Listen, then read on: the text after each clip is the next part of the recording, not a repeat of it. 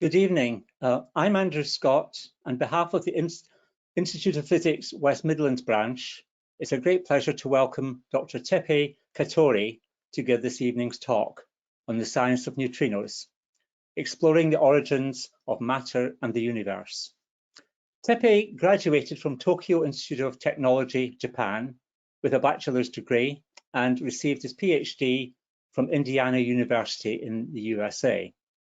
He was then a postdoc at MIT Lab for nuclear science and was later appointed as a lecturer at Queen Mary University College in London. In 2019, he moved to King's College, also London. As a reader at King's College London, he's involved in many international collaborations on particle physics experiments. The research covers particle physics, nuclear physics and astrophysics. He's currently the chair of the IOP Astroparticle Physics Group. Thank you, Dr. Katori. I'll pass over to you now. Thank you. Great. Thank you, Andrew. Okay, thank you for inviting me to give an opportunity to talk about neutrinos. So today's talk, the title is Neutrinos, Exploring Origin of Matter and the Universe. My name is Teppei. I'm from King's College. Okay, so here we go. Let's see if I can forward. Where's the physics? So physics is everywhere. The physics is a subject to study the law of nature. And every phenomenon in the nature is a subject to the law of the physics. So I just put it several, greatest people, like starting from Roger Bacon, that's my favorite, and Newton and Maxwell. So physics is everywhere, but today's topic is slightly beyond our intuitive things. So it's that's the particle physics is, and particle physics is so the physics is you describe by equation, but it's always based on our experience. So it's kind of tangible things. But if you connect all evidence and logic, you can reach to the higher and higher and to reach to a more intangible knowledge. So the particle physics is in this sense one of the most intangible knowledge. And particle physics is a subject to study the structure of matter and force in terms of elementary particles. So it's a way to think, it's a subject to reach to the highest or most non-intuitive knowledge by adding logics of ladders. So this is the picture I often show to describe what the particle physics is. So you're putting the ladder on top of ladder and try to really high place, and then of course you're a bit unstable, but that's how it is. So the particle physics is a subject to study the structure of matter and force in terms of elementary particles. And I think it's easy to understand how matters are described by particles. So let's say like water. Water is made by water molecule, and the water molecule is made by atom. And atom is made by nucleus and electrons, and the nucleus made up by protons and neutrons, and the protons and the neutrons are made by quarks. So you can split to the smaller and smaller piece, and you can imagine how these constituent particles make up, everyday matters. So what is a slightly more non-intuitive part is the force. The force is also particles. The traditional way to see, like all the view, let's say Maxwell. So when you have positive charge and negative charge, there is an electromagnetic field, and that's how you influence each other. So that's the view of the wave. But modern view, you can describe this field line in terms of the particle. So proton and electrons, these are exchanging a particle, and in this case, for the case of electromagnetic force, it's a photons. So in this view, it is also possible to describe all forces also in terms of the particles.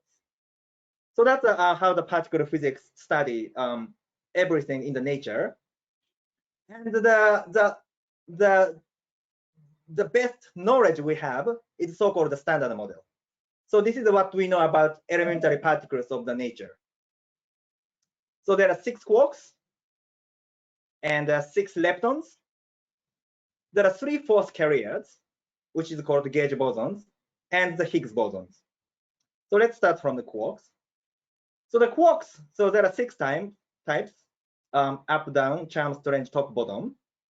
Among them, up quark and down quark are important because they make proton and neutrons. And proton and neutron makes nucleus.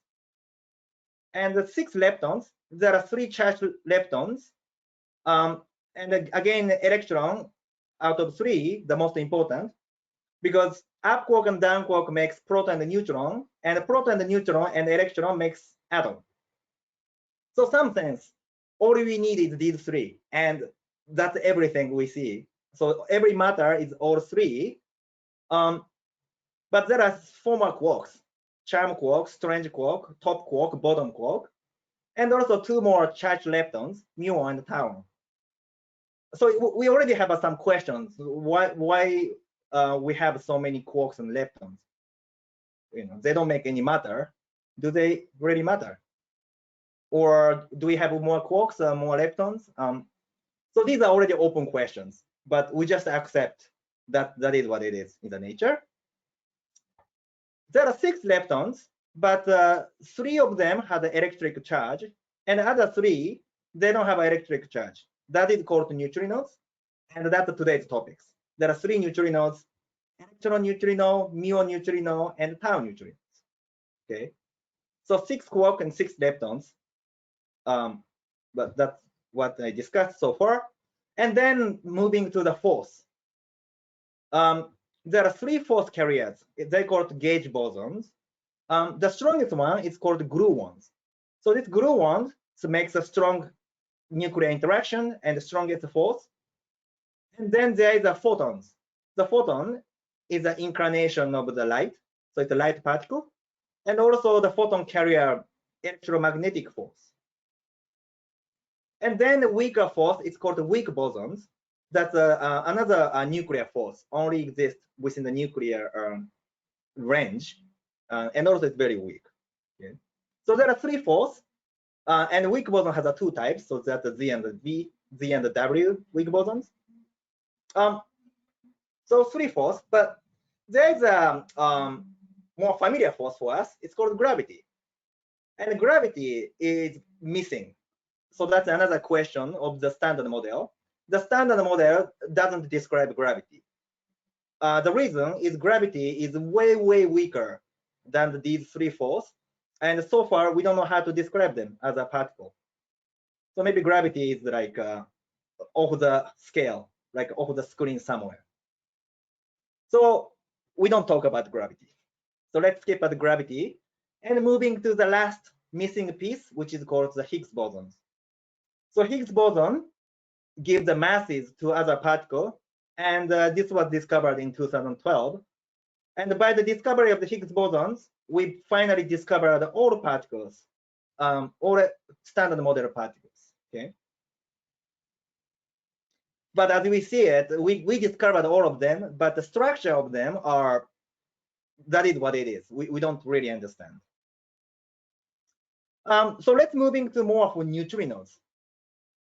So neutrino has 3 types, and one of the most characteristic things is it's extremely difficult to stop, which means neutrinos they don't really interact.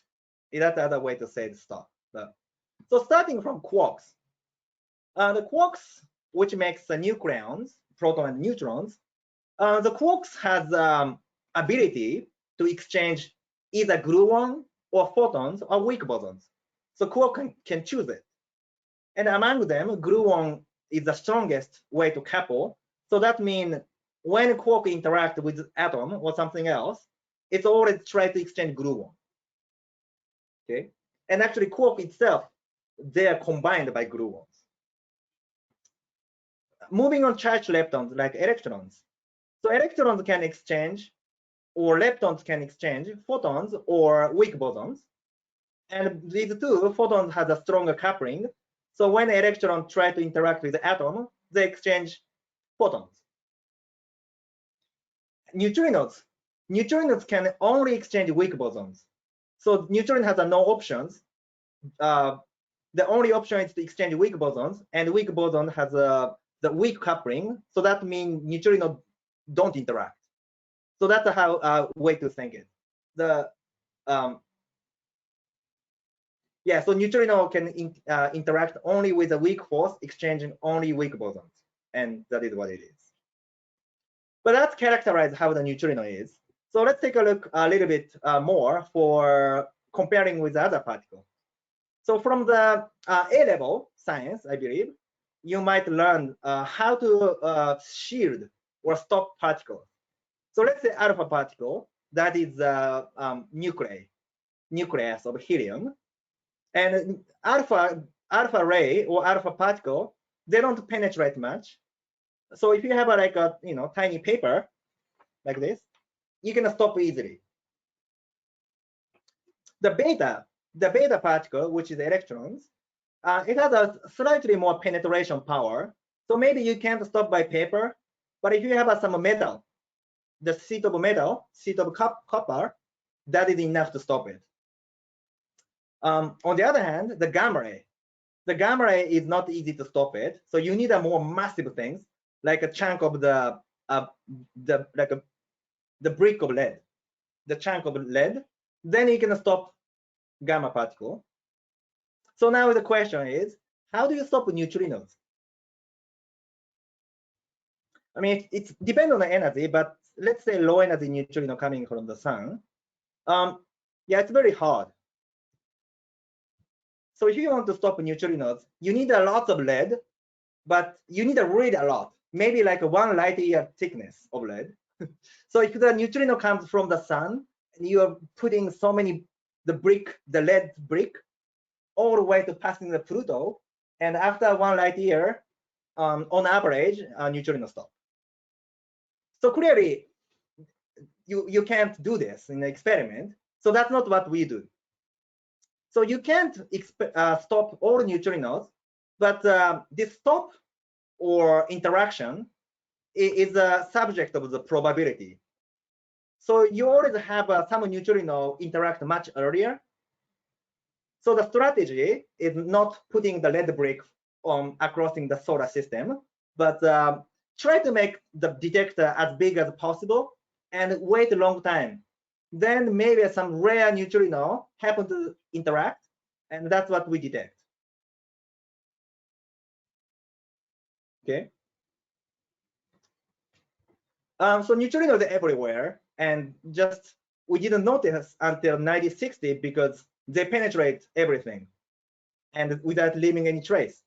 So let's take a look. The most common one is the solar neutrinos. It's a massive amount. It's a 60 billion neutrinos, mostly electron neutrinos. So 60 billion electron neutrinos from the sun passing through every 1 centimeter square on the Earth every second. So neutrino is passing your body right now. Actually, the sun is, it doesn't matter because neutrino pass through the whole Earth. So even the night, neutrino is passing from the body, from the behind, and the daytime, neutrino is passing from the sky. So most of the neutrino penetrates the pass through without any trace, but the lucky one could interact. But if you calculate, the rate is so low. So you have only 25% chance for 1 neutrino to interact one of your body element in your lifetime, assuming 8 years. So that's the chance to interact with neutrino. And so most of the people have no chance to interact in solar neutrino into your life.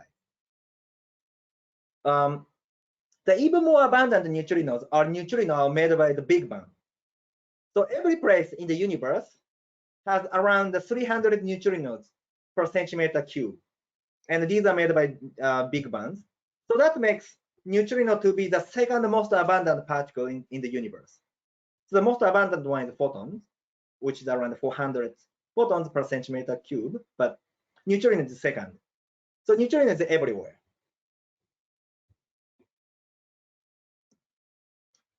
So then another peculiar feature of neutrino is that mass is so small, and that attracts a lot of interest, which I talk very end of this talk.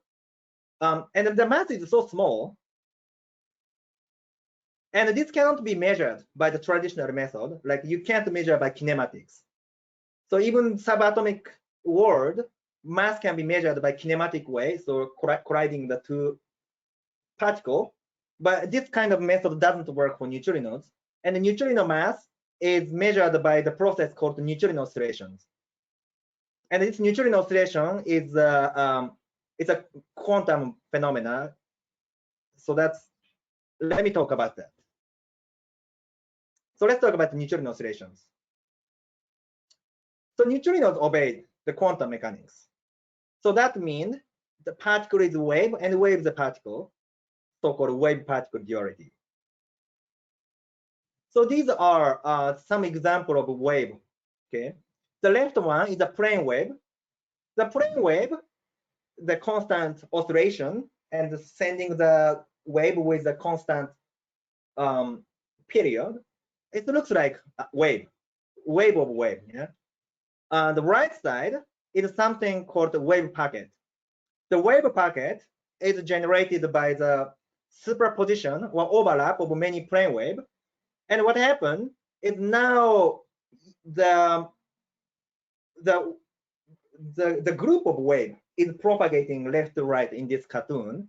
So that means it looks like a particle, right? It looks like something is propagating in the space. So the wave can look like a particle. Sometimes it looks like wave, but you can also describe a particle by the wave. So let's talk about the neutrino oscillation more. So neutrino is a particle and a wave. So this wave-particle duality. And also the state of neutrinos are not well defined in space and time. So that's another non-intuitive things, but I think the good example is this famous Schrodinger's cat. So let's think about Schrodinger's cat. So the idea of Schrodinger's cat is following. So there's a cat in a box, and there's some device which releases the poison. And this device is activated by detecting some radio activities. So there's a radioactivity material in the box as well. And there's a 50% chance some radioactive decay happen. And by detecting this decay, the poison is released, which kills the cat. So that's the idea of this Schrodinger's cat. So in the quantum mechanical sense, the state of the nucleus or atom can be described by the superposition of two states, which is decay or not decay. So 50% chance. So it's a combination of these states. But if the radioactive decay happens, the cat is dead, and it doesn't happen, cat is alive. So the state of the cat could be described by the dead and alive. Okay, it's a superposition of dead and alive, but cat cannot be a dead and alive. So it's a bit counterintuitive, but that is what it is. Quantum mechanics allowed this kind of situation. And that's how the neutrino is. So neutrino, I called electron neutrino, muon neutrino, tau neutrino. So the state of neutrino is left side in this equation, but that is not how the neutrino propagate in the space. So once this muon neutrino is produced and released, it's suddenly split to neutrino 1 or neutrino 2. So it's described by the combination of two waves. Or a more technical way to describe this, so neutrino flavor eigenstate is not a simultaneous eigenstate with the Hamiltonian eigenstate. So that's a mathematical statement. But the reality is, what neutrino observe is not what neutrino propagate. So that means if you propagate neutrino in the space, you could expect something happen. So that's the idea of this neutrino oscillations. So this is the situation. So let's say you create muon neutrinos. and mu neutrino, which is a particle. So you create a mu neutrino particle. But also this neutrino is also a wave. So you can imagine this is some kind of wave propagating in space. And what happened now is that, but this mu neutrino can't propagate. So it split to two neutrinos, or actually three, but let's simplify two. Neutrino 1 and neutrino 2. So neutrino 1 and neutrino 2 are the one propagating the space, but also they have a mass, so their speed is slightly different.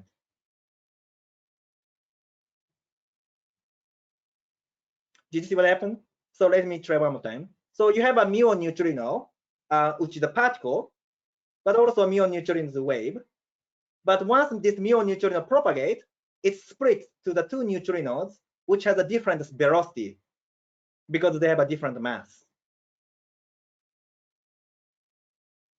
And after propagation, now you can think about detection. But at the point you detect neutrinos, so that now these two waves, neutrino 1 and neutrino 2, they don't overlap exactly because of the propagation. And this misalignment of neutrino 1 and neutrino 2 describe some different state of neutrinos, such as electron neutrinos.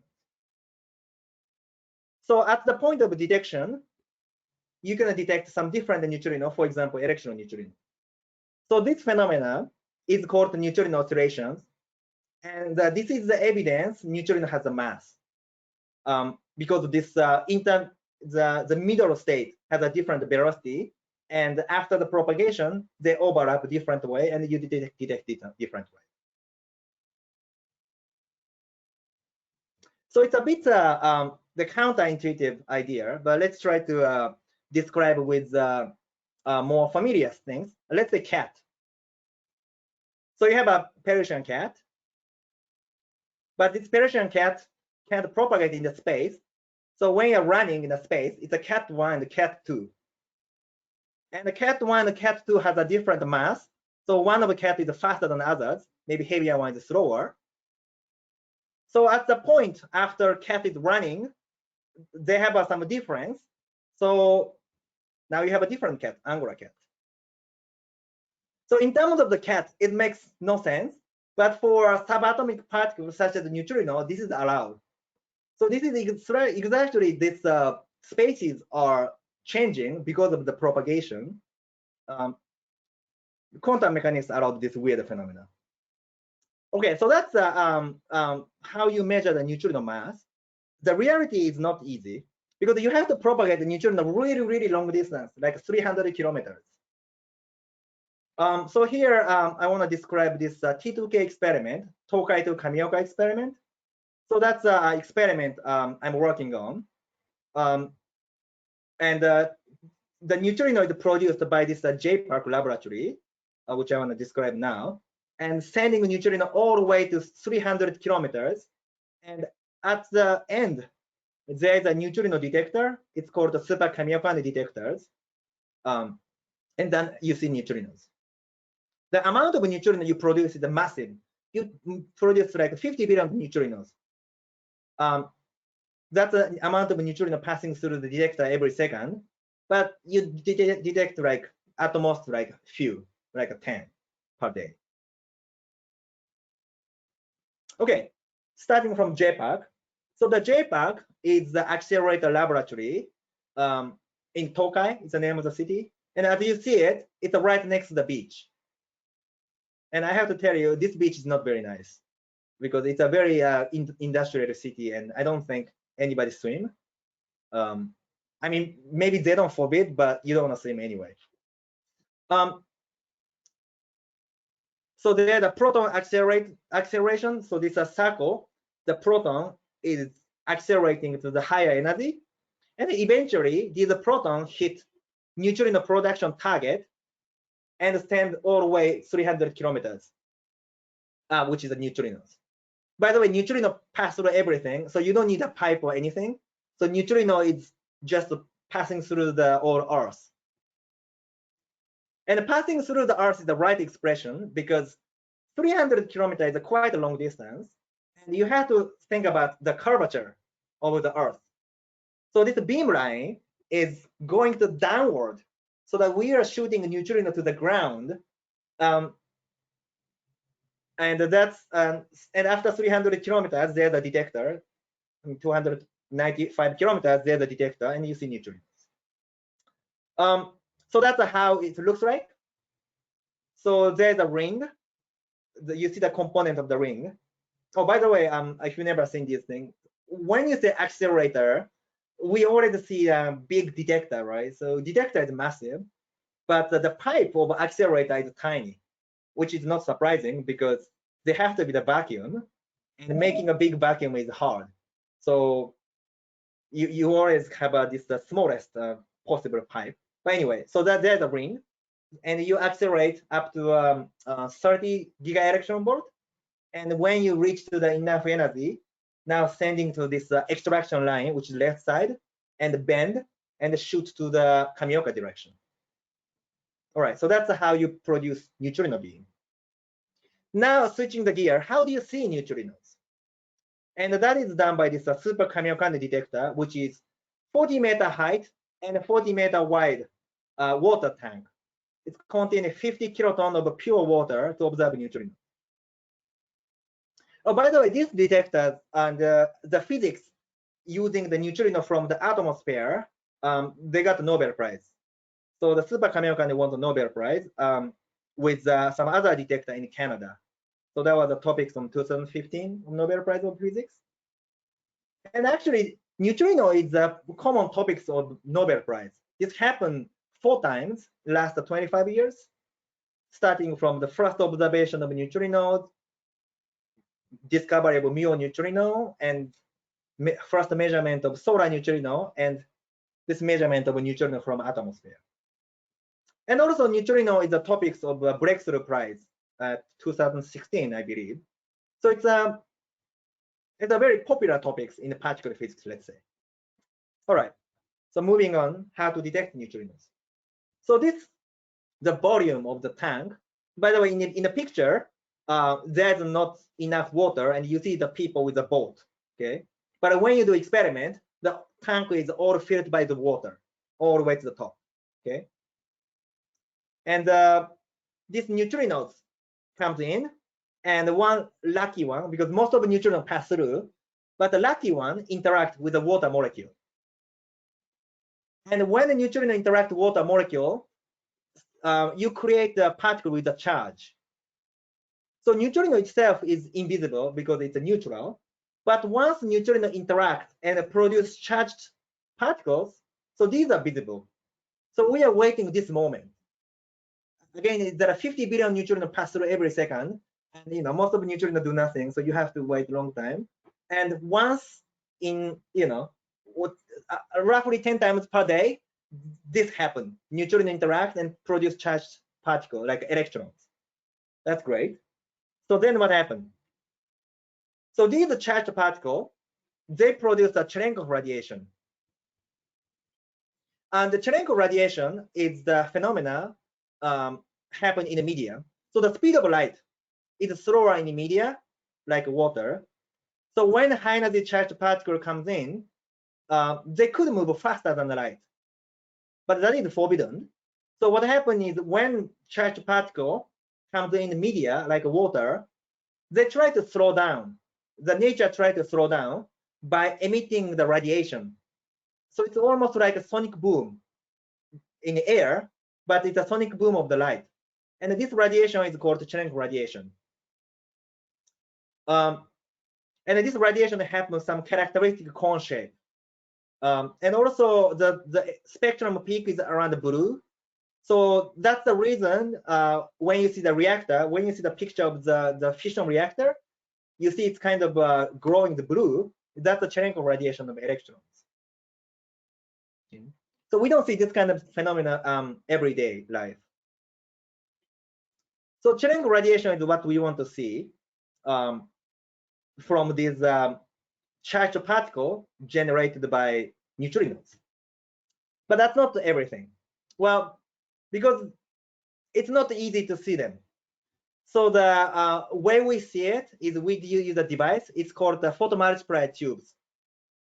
so if when you see this tank, you see like a little dots on the wall. So every dot here is a sensor to detect photons. It's called photomultiplier tubes. And that covers the whole tank to see the photons generated by charged particle. Great. What is a photomultiplier tube? Well, so charged particles make photons, but only several photons. Okay.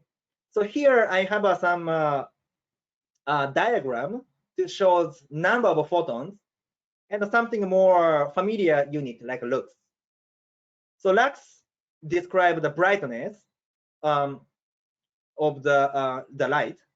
So let's say 10 to 4 or 100 to 1,000 lux is like a bright room, like here. But the 100 or 1,000 lux also mean 10 to 15 photons per centimeter square. So 1 or 10 to 15 photons are hitting 1 centimeter square. So that makes this a brightness. And if you reduce the brightness, so like a cloudy London, which is roughly 10 lux, and the full moon of night, the 10 to minus 2 lux. But even this night, full moon or new moon, you are still talking 10 to 8 or 10 to 10 photons, or like a billion photons. So billion photons are hitting 1 centimeter square. So that's the dark night. So it's not really dark, right? And then you're talking even less and less photons, and eventually you're talking like a 1 photon, 1 or 10. So that's the number of the photons coming from this subatomic particle. So the Cherenkov radiation from the charged particle is like order 1 or 10 or 100, but that's what we want to see it. So that's not easy. And that's why we need some special device, photomultiplier tubes. And let me describe how this works. So photomultiplier tubes use a quantum mechanical effect. It's called the photoelectric effect. Maybe it's, again, people did physics in A level. Maybe you heard about this. It's a phenomena that's how the Einstein won a Nobel Prize, by the way. So some metal, when photon hit by this energy, it emits electrons. Okay. So that's the principle of a photomultiplier tube. So photon comes in this movie, the photon comes in from left side, and then it generates electrons. So 1 photon makes 1 electrons, okay? But then this device has a voltage inside, and this electron is accelerated and collides to the metallic plates and makes more electrons. And then this electrons collide other metal and makes more electrons. So the continuing this process, in the end, you make a lot of electrons, like 10 million electrons. So 1 photon is converted to 10 million electrons, and 10 million electron is still a small signal, but it's not that small. For example, here you can see by oscilloscope. So this strong electric pulse is generated by 1 photons, and that's how photomultiplier tube works. And I just want to switch the stop here, and I want to show you. Let's see how it works.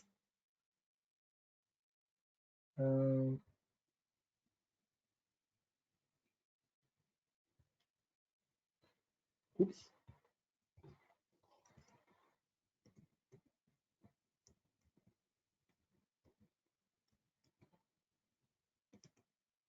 All right, doesn't matter. Let's try this.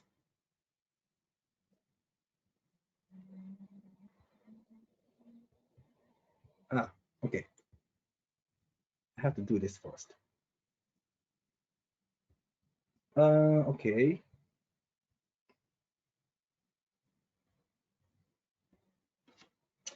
So I have a camera connected to my iPhone, and maybe I don't need it now. So this is a small photomultiplier tube, okay? And I want to show some details using my camera. So if you see it, you kind of see it's yellow, yeah? Oh, by the way, this is a glass tube, and inside is vacuum. And there's a chance it doesn't explode, it's actually implode. So that's why I'm wearing glass to protect myself. So you see, it's kind of yellow, right? And that's the photocathode. So in a photoelectric effect experiment, maybe you shine the light on the metallic plate, but here the metallic plate is so thin, and this thin metallic plate is applied behind of this glass. So it's so thin, so you can see through, and that's why you see kind of yellowish glass. So that's where photon hit and generate electrons. And once the electron is generated, now you see on the side, you see like a series of the plate. So these are a plate connected with a voltage. So electron is colliding the one plate, and then more electron is generated and collide to the next plate because the voltage drives to the next plate, and continuing this process all the way. And finally, from the one of this pin on the bottom, you get the strong electric pulse. So the other pin is connected with one of these plates to supply the voltage to accelerate electrons. So that's a small photomultiplier tube, and I have a bigger one. And this bigger one is a really dangerous one. So that's why I needed this glass. Again, the principle is the same. So you see, now you see kind of yellow, I hope. So again, this is the big spherical part is the photocathode, or really thin metallic film is applied to the inside of the glass window, and that's what you see it, the yellow color. And if you attach to, so now you see this metallic plate is inside of this central hole, and a kind of small region, but it's okay because inside of this device there is a electric field. So any place electron is generated inside of this dome, those electrons are driven to go to this the middle in the center. And then I think this one you can't see the electric plate in the middle, which is inside of this black tube, I think. But anyway, one of these pins carried electrons and makes an electric signal. Okay, so that's a 20-inch, sorry, the 8-inch photomultiplier tube. And that's something I was testing in the beginning of this title page. All right. So let's moving on.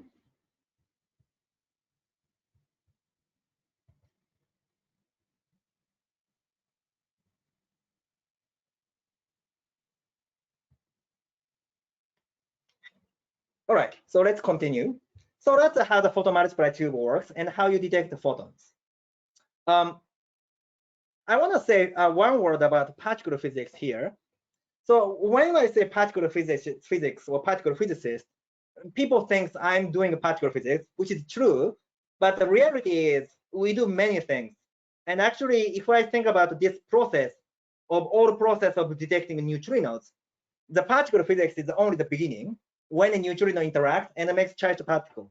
That's the particle physics.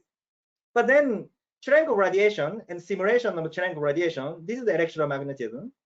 And then photoelectric effect, that's the quantum mechanics. I said the electron collide in the metal and makes more electrons. How this happens with the choice of the material. So it's a lot of engineer material science. And once you generate a signal, you have to process it.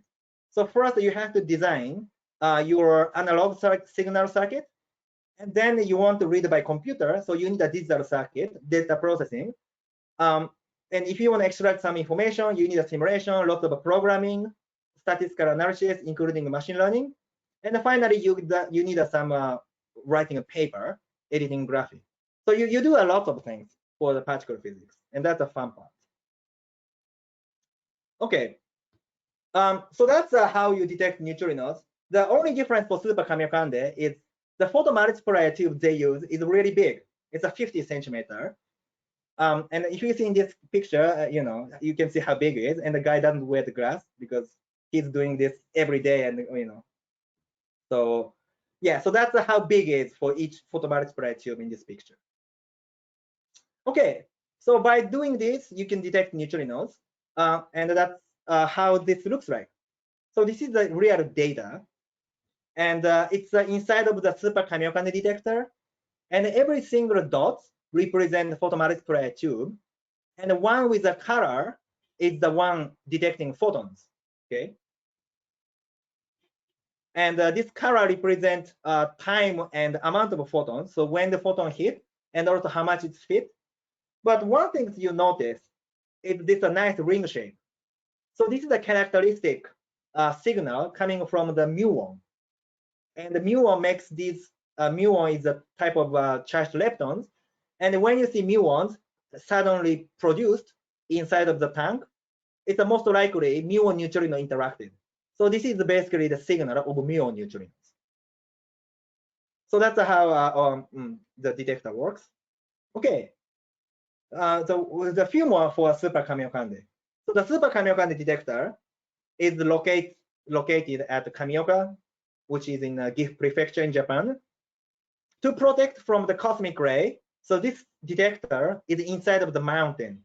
So it's roughly 1 kilometer from the top of the mountain. As you see it, it's a beautiful place with the nature, snow and lots of mountain goats and some bears. This is the entrance to the detector, and the right picture shows the top of the detector, and the bottom picture shows how the control room looks like. So the orange shifter, the 2 shifters, so the 24 hours operation, 365 days. When you take a data, you don't open this tank, and you don't open tank very often. And the last time you opened the tank was 2018. So 2018, we opened the tank, and the people went inside to fix the broken components and make some upgrade of the detector. By the way, before 2018, they opened the tank on 2006, I believe. So yeah, so 12 years.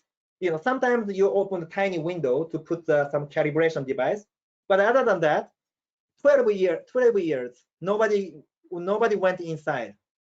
So this 2018 refurbishment was it's a very it's a big moment for many of us. But we successfully did all the work we needed. So now the super Kamiokande is upgraded. Okay. So what we discovered? Well, so by this T2K experiment, using super Kamiokande as a detector, so we found a new type of neutrino oscillations. And that was the cover of this Nature journal. Okay, first, the T2K experiment measured electron neutrinos from a muon neutrino beam. So that means muon neutrino is converted to electron neutrino by this 295 kilometer propagation. And the T2K also measured electron antineutrinos from a muon antineutrino beam. So it's not only muon neutrino converted to electron neutrino, the muon antineutrinos is converted for electron antineutrino. So we measured both. But the most important part is the difference of these two, because we also found some indication these two neutrino oscillations look slightly different. And that is the major discovery part, and I want to discuss later. Well, I say major discovery, but we didn't claim discovery yet, because indication is a bit weak. So we need more data to confirm this result.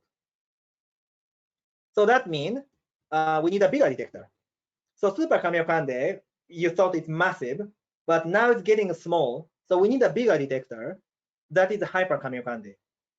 So hyper Kamiokande is roughly 10 times bigger. We try to see more neutrinos, basically, to study origin of matter and space-time. The things we didn't discuss much is, yes, we see the neutrino from the beam, man-made beam, But also, we also observe neutrino from the sun and atmosphere and the supernova. So we continue a lot of studies in the hyperkamiokande. The last collaboration meeting was January 2020. So luckily, we had a meeting just before the pandemic. So we had an in-person meeting. The predecessor of Super Kamiokande was Kamiokande, which also won the Nobel Prize 2002. And Super Kamiokande won the Nobel Prize for 2015. So obviously, we expect more Nobel Prize from hyperkamiokande. So I think we are moving to a new endeavor and a new discovery and a new excitement, and maybe more and more Nobel Prize. Okay, that's a joke. And the last few minutes, I want to switch the gear and a little bit talk about the theoretical topics, because I discussed how to make neutrino and how to observe neutrino, and that's how you measure neutrino oscillation and how you measure neutrino mass. Okay, but so what? So the reason why we are so much interested in this subject is because these may be related, these big questions, such as origin of matter and grand unification of forces and quantum gravity. So briefly, let me briefly describe all of these. So starting from the origin of matter. So we know the universe is made by Big Bang, okay? And we don't, at least I don't discuss how the Big Bang happened, because it is also interesting how this happened. But let's say Big Bang happened, okay, which is huge fireball of energy. And when it expands and cool down, eventually this energy becomes atoms and becomes stars. Okay. And what naively you expect is this energy produce matter and antimatter with equal amount. So that means you make the atom made by matter, and you make an anti-atom made by antimatter. Okay, and eventually this matter and antimatter all meet again and go back to the energy. And clearly this didn't happen in the universe. With a reason we don't know. The reason is because we have a slightly asymmetric production. So the universe starts from the energy and create matter and antimatter, but there is slight asymmetry, and you have a slight amount more matters. And the reason we see the matter everywhere and you don't see the antimatter, we also have evidence there is no stars made by antimatter. Okay, so it's not only around us, even across the whole universe, it looks like there is no region dominated by antimatter. So universe is all matter. Why is that? The reason we believe is because the behavior of matter and antimatter is slightly different. And this is called CP violation, which I don't discuss today. But this slight difference could be measurable by the neutrinos. And that's exactly what T2K saw the indication, because T2K observed neutrino oscillation and anti-neutrino oscillations are slightly different. And this may be the key to understand this matter-antimatter asymmetry of the universe. So this is a very exciting topic, and I think we just saw the indication, so we needed to continue this research for the future, and hyperkamiokande contribute with that. Okay, more about the neutrino mass. So neutrino mass is extremely tiny. We discussed this, and there is many people believe the theory why this neutrino mass is so small.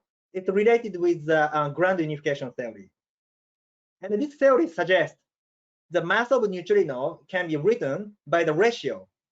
This ratio is the energy scale of standard model divided by energy scale of grand unification. So that's why neutrino mass is so small. And this theory makes so much attention because that's a way to research about this grand unification theory. And here I show the diagram of energy scale from really tiny, like 0, all the way to 10 to 27 electron volt. So 0, the photon is mass is 0, so I put the photon 0. And then the binding energy of atom is tiny, like 10 electron volts, 100 electron volts. Yeah, electron mass is tiny, and then the nuclear binding energy is around 10 MeV. The mass of the photon, mass of the proton is 1 giga electron volt per centimeter c square, so like 10 to 9. Okay, and now the scale of the standard model, which is roughly 10 to 11 electron volt or 100 giga electron volt. The energy of Teppei, which was the previously highest energy machine, is a 10 to 12, and now the highest accelerator is the Large Hadron Collider at the CERN, which is a 13 tera electron volt, which is the 10 to 13 electron volt, in other words. Okay. And from the Fermi lab Teppei to the CERN Large Hadron Collider, it took like 20, 30 years.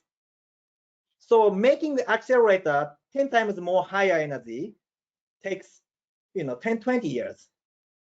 So when is the next discoveries? So next discovery, many people expect is the grand unification theory, but that's a 10 to 25 electron volt or 10 to 15 giga electron volt.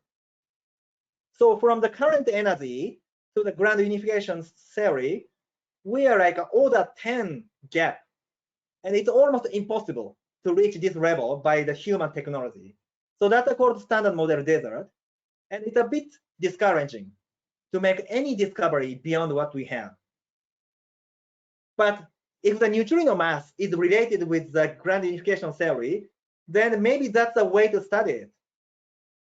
So if we study neutrino mass carefully, perhaps we understand the very high energy theories which we can't reach by any technologies. So neutrino may be related to the unification of three forces: electromagnetic force, weak nuclear force, and strong nuclear force in the standard model. So that's another reason we like neutrino.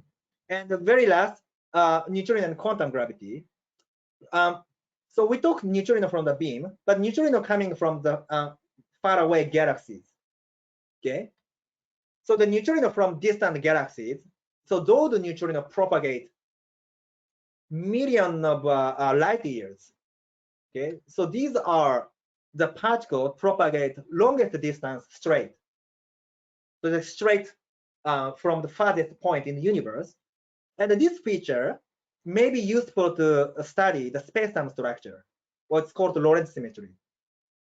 And Lorentz symmetry is believed to be a perfect symmetry in Einstein theory.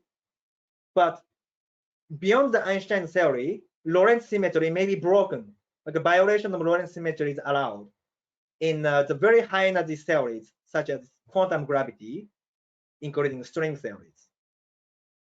So if you study these astrophysical neutrino coming from the far universe, you might find a new space-time structure, and it could be we can find the evidence of the quantum gravity or theory of everything.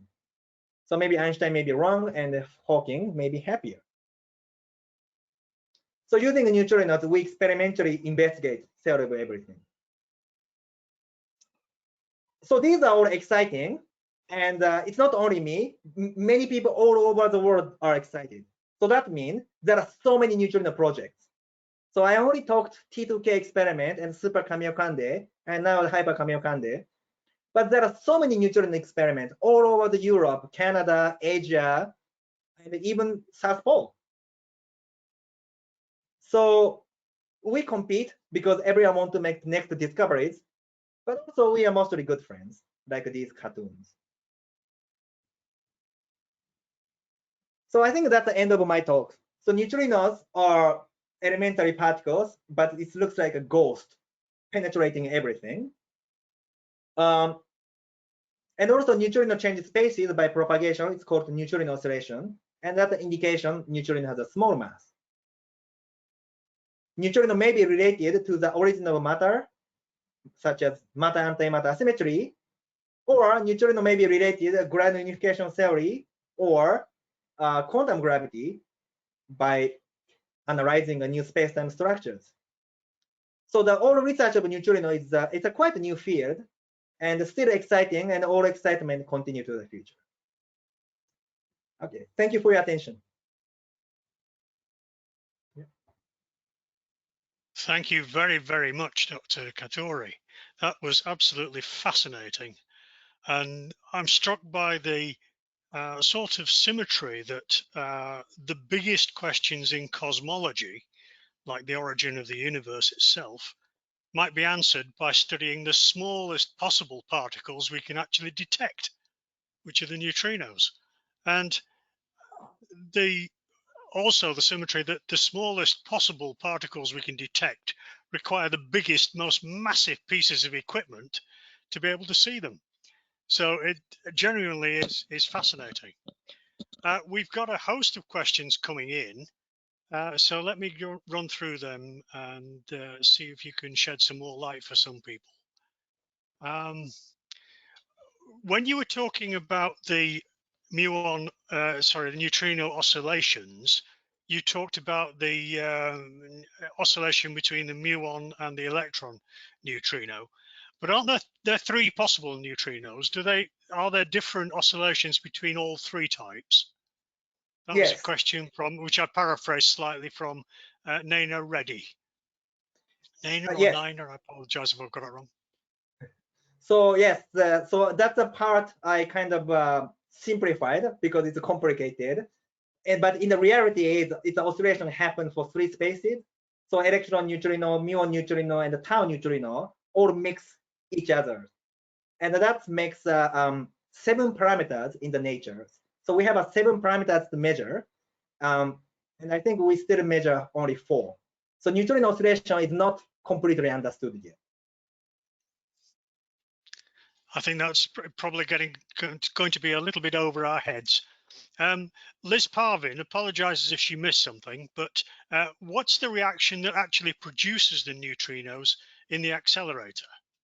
Yeah, that's I didn't talk. That's a good question. So any accelerator, you start from protons. Okay, so you accelerate proton, and these protons are smashed on the target. And for the case of T2K, with the graphite, so it's a chunk of the carbon. And when the neutrino collide, let's see. Let's try to. Sorry. Let's see if it works.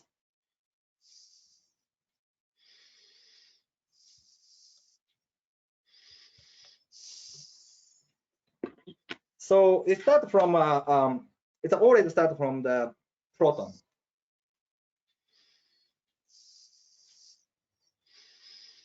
And these protons collide with the target. And the case for T2K, we use the carbon, basically. It's a graphite in the carbon. And this generates a lot of hadrons. It's called mesons. In particular, there are 2 types of mesons. It's called pion and kaon. And these particles, it's called mesons, they decay. And after they decay, they become 2 neutrinos, such as muon neutrino. So it's a 3-step.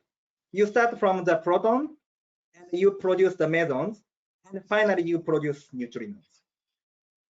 Do they produce all flavors of neutrinos or just electron ones? Yes, so that is related with the choice of energy and your experiment. For the case of the T2K, we designed all neutrinos become a very pure muon neutrino beam. And this has an advantage because now we know all the neutrino you produce is a muon neutrino. So if you see something else, that is neutrino oscillation. So is that how you can distinguish in the detector? You can distinguish between neutrinos coming from your source and ones that are just infiltrated from the sun or anywhere else? Yeah, that's a good question too. I didn't explain very well. So I only have one picture. So this picture is the characteristic of muons, which means muon neutrino. And the reason is because of this the ring shape. So the muon makes a clean ring. So when you see this kind of ring, you know it's muon. And in the case of electron neutrino, so electron neutrino produce electrons, and electron has a more electromagnetic interaction, so making this ring to be much fuzzier. So in this way, you're going to distinguish muon neutrino and electron neutrino. Is that detection all done electronically? Yes. So everything you detect is the photons by photomultiplier tube. And you have a post-processing computer system that actually determines which type of muon it was and neutrino it was detecting. Yeah, so that's let's say this jack of all trade things. Among all of these work, the most massive part is computation, which is programming, simulation and programming. So data processing and comparing the data with the simulation. So all kind of processing of computer is the 95% of jobs, I think. Okay, moving on to the next question I've got here. Sorry, I'm not sure. We've covered that. Yeah, I read Nona Reddy says, I read in an article that scientists suspect that neutrinos and antineutrinos once had a super heavy, the opposite parity, i.e. right-handed neutrinos and left-handed antineutrinos. The article said that these ultramassive particles in the early universe would have quickly decayed into lighter particles. So would you like to explain that a little bit more? I may have...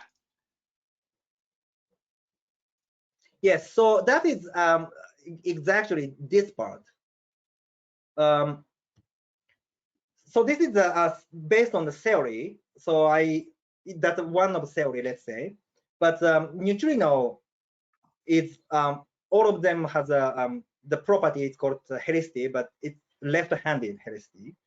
But people believed maybe there is some counterpart of right-handed helicity, and that may be a very heavy. So that's this corresponding to this denominator. So these neutrinos are mass nearly like a grand unification scale, and they quickly decayed, and that's how the universe made. But also the presence of the very heavy counterpart, makes the visible neutrino to be so light. So that's how the equation works. So that's how you explain why neutrino mass we see is so light. So it's a ratio of standard model divided by grand unification scale, or this heavy counterpart. So that's how these two are related. I've got a question here about if we think we're finding out fundamental things about the universe from studying the muon neutrinos, what do you think we might learn from studying tau neutrinos, if that were possible? That was actually very good questions. So the tau neutrino is the hardest one to detect. And a lot of people, including myself, try to improve this detection of tau neutrino. So going back to this muon case. So this is the muon neutrino looks like, which is a sharp ring. And the electron neutrino makes a fuzzy ring. And in the case of a tau, so the tau has most of the tau makes a hadronic decay, so-called. So I think maybe better to explain this way. So the tau neutrino, oops, let's use red. Let's use black. So the tau neutrino produce, why is it like this?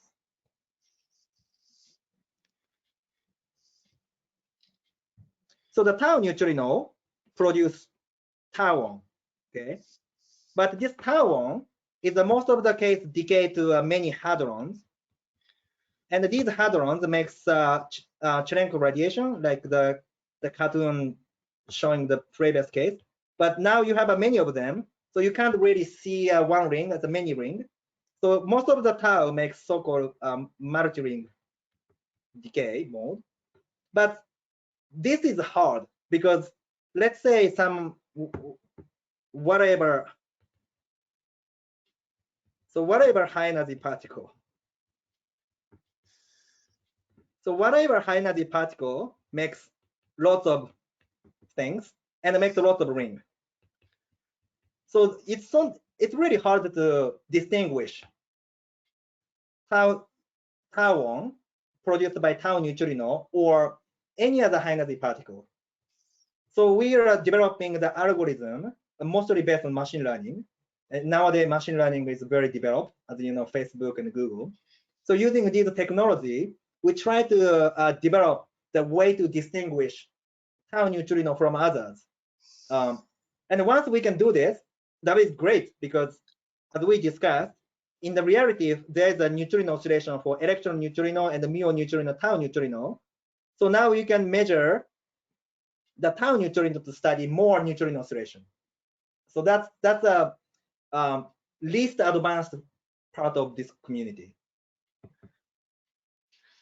That's absolutely fascinating. There's just one final question, I think, and then I think we'll let you have a well-earned rest. You're very excited about the hyper Kamiokande detector coming on stream. Are there any other new developments in other parts of the world? Are we going to push this science further? Yeah, so there are so many. So it's so many. So I kind of decided I don't talk any of them. So this cartoon mentioned some of them. So for example, I myself work on many experiments, but this the bottom left one. So this is called the ice cube. So this is the neutrino detector in the South Pole. And this is specialized to see highest energy neutrinos. And I also work on this experiment. So I'm very into this project. The middle one, it's called the Dune. It's in America. And this is a rival of Hyper-Kamiokande. So we are using a completely different technology. So Dune is using a liquid argon for their detector instead of the water. So maintaining the liquid argon is extremely difficult, but they have this technology to do this. And because of this, they have a much the better way to record neutrino interaction. So it's a very strong rival for Hyper-Kamiokande. And also they are constructing right now and complete same time with Hyper-Kamiokande. So we are very competing. So yes, so there are many projects and they are rival. Fascinating. I'm sure that in the years to come, we're going to find out an awful lot more about neutrinos. For my part, I used to enjoy neutrinos for lunch, but I gave them up because they just went straight through me. My apologies to all the people who've sent questions in. We've had quite a lot, and I've tried to combine and paraphrase them so that I hope everybody got at least something answered that they were asking about. So, Dr. Katori, it falls to me just to thank you once again. And lots of the questions that have come in have said, what an excellent talk you've given. It's been absolutely fascinating. Your enthusiasm shines through, and we just wish you more power and get on with that Nobel Prize. Thank you again. Thank you. And good night to all of you. Good night. Thank you.